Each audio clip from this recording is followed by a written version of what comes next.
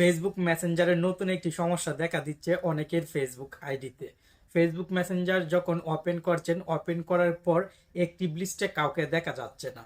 কে এখন অ্যাক্টিভ আছে এরকম আপনি দেখতে পাচ্ছেন না। আপনার অ্যাক্টিভ স্ট্যাটাস অন থাকা সত্ত্বেও কিন্তু সবাইকে অফলাইন দেখাচ্ছে। এই সমস্যাটি কেন হচ্ছে আর আপনি কিভাবে সমাধান করবেন ভিডিওর মাধ্যমে শিখতে চলেছেন। ভিডিওটি স্কিপ না করে শেষ পর্যন্ত দেখবেন। ভিডিওতে লাইক কমেন্ট করবেন, তাহলে আপনার জন্য প্রতিদিন এমন গুরুত্বপূর্ণ ভিডিও তৈরি করতে আমি উৎসাহ পাব। অলরাইট, ফেসবুক মেসেঞ্জারের এই সমস্যাটি আমার ফেসবুক আইডিতেও হয়েছে।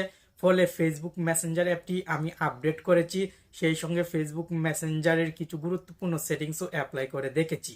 অবশেষে বুঝতে পারলাম ফেসবুক মেসেঞ্জার প্রত্যেকের আইডিতে এই সমস্যাটি হচ্ছে। ফেসবুক মেসেঞ্জারের সার্ভার প্রবলেম।